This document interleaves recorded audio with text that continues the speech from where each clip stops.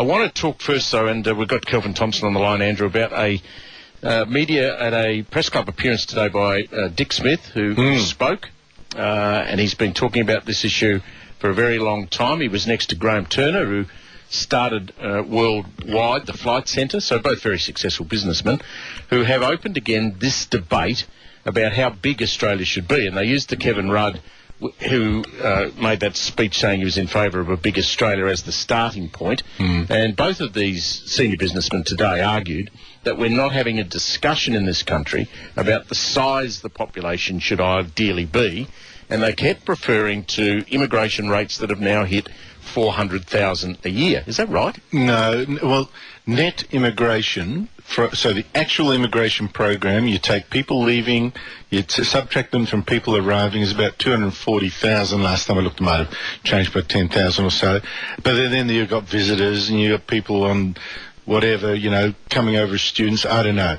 But just straight immigration, it's about 250,000 nearly, but that strikes me as way over the top. I don't agree with the basis that Dick usually uses, that there's only a finite pie. I think that's rubbish. Man's ingenuity expands the pie continually, and that we're running out of land, or, it's terrible for the environment. He argues we're chasing growth and we shouldn't be. I don't think it's healthy for us, that's all. We've got social dysfunction, crowded cities, but we're not building the infrastructure, and we've got 6.4% unemployment. I don't think it's quite working. Not one word there today about who's coming. And that is a point. But don't give away your thunder yet, because Sir Kelvin's listening and he might think that, whoops, the phone line dropped out. Hey, Kelvin, thank you so much for joining us. How are you, Kelvin? Good evening, Andrew. Good evening, Steve. This is about the 15th time we've had this discussion, and I thought one of the relevant points made there today by Dick Smith, who I don't often agree with much, was that this issue never gets much publicity.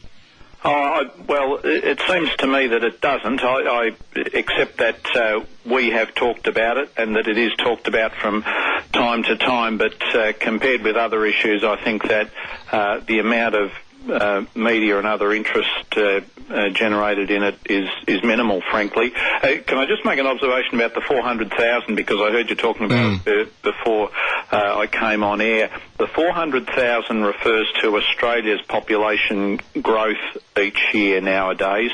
The 240,000 as a net migration figure, which Andrew referred to, is right.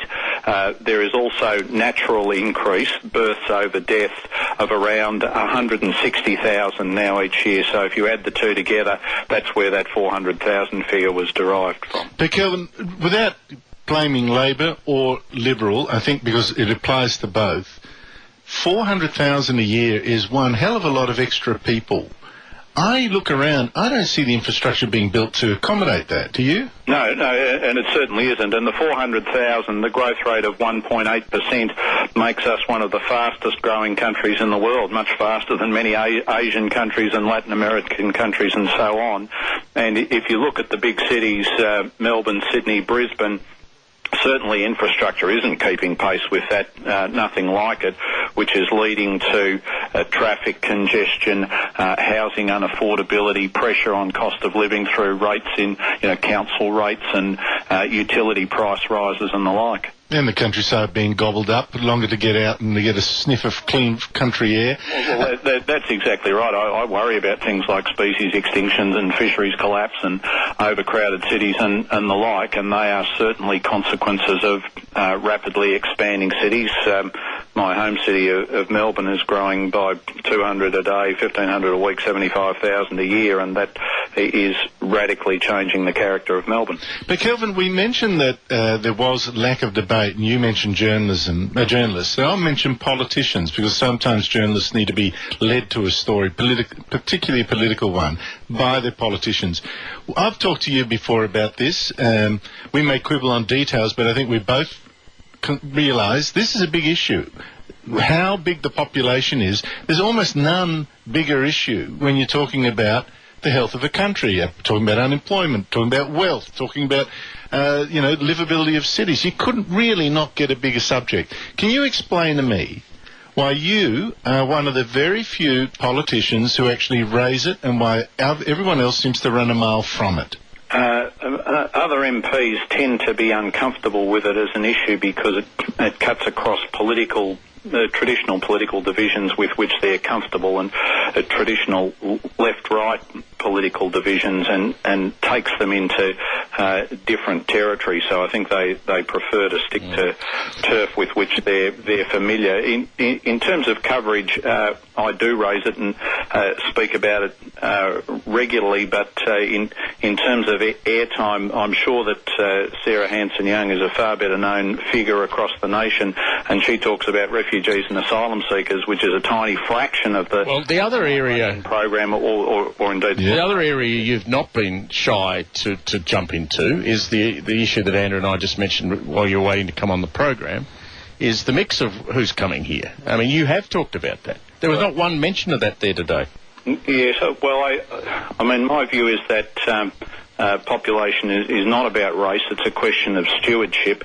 I think that there are issues that we need to talk about, and particularly given some of the recent events, issues to do with homegrown terrorism. And one of the things that, I say at citizenship ceremonies is the responsibility of people to uphold all the Australian laws, and not ones that don't conflict with their religious convictions or cultural traditions. And I think there are issues in terms of that citizenship oath and people swearing their allegiance to Australia and living that life. But in terms of the issue of population, that is an issue of numbers. It's not about race or ethnicity or religion. There are people who would like it to be about that, and there are people who are afraid that it would be about that. But I think we've got to say it's a question of stewardship.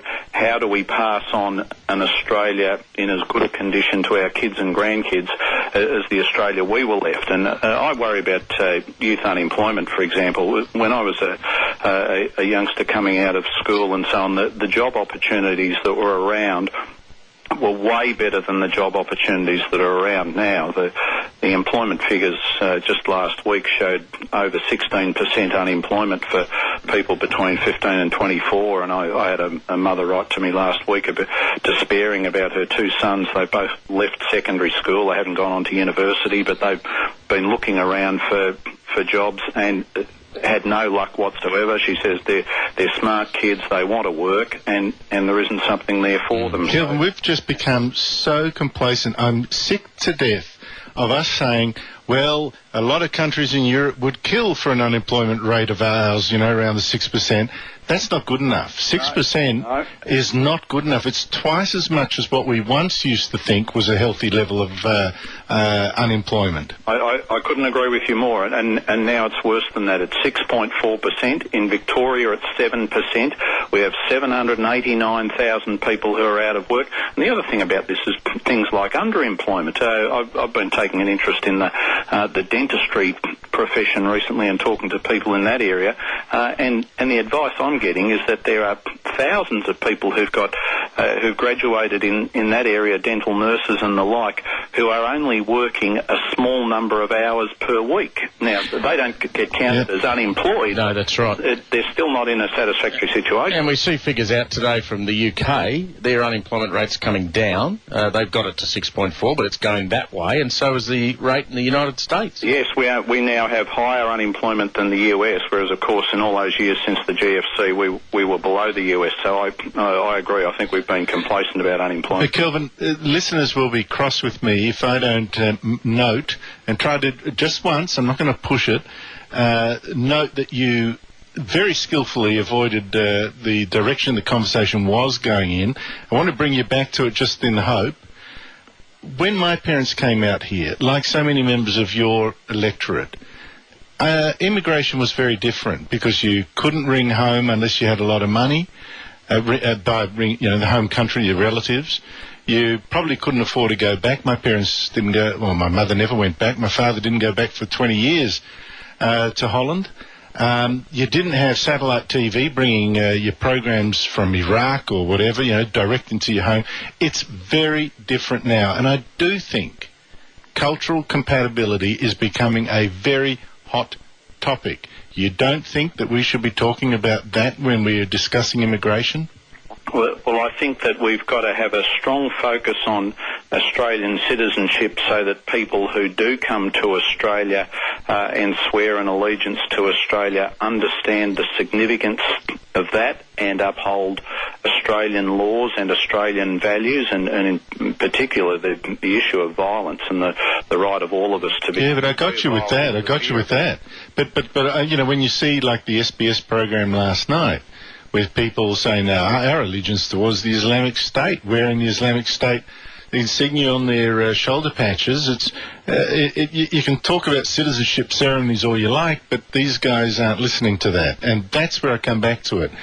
Do we, given the new nature of immigration and critical mass factors as well, start to talk about cultural compatibility more strongly when assessing which people from overseas come here? Well, in terms of compatibility and how people fit in, I think that the fact that the program has increased as much as it has hasn't been helpful in that regard. So if you go back to the post-war migration levels, things like 60,000 a year and so on, or the point I've noted even more recently in the 70s and 80s of 70,000 a year, the idea that people tended to fit in, get to know Australian young people. When I went to school at Pascoe Vale North Primary School, there were plenty of kids of Southern European background and Eastern European background and so on there, but we all mixed in and got to know each other very well. I think that when the program has increased as much as it has, and it's now, as we were discussing, 240,000, so more than treble what it used to be, then the risk of people not making an effort to understand Australian values and culture increases as a consequence. Kelvin, it's always a pleasure. Thank you very much for your help tonight. It was interesting in watching that today. We'll continue the debate. Thanks a lot. Good to talk with you. Kelvin Thomson there. Kelvin back, Andrew back with us in a moment. 8:29. Your calls on the Joe Hockey comments today and also on those comments by Kelvin Thomson. What do you think would be an appropriate number of migrants? What would be the figure that you would settle on, Andrew, before we take a break? Well, I'd need some expert to tell me the link between this and unemployment, but 240,000 when we've got 750,000 people unemployed.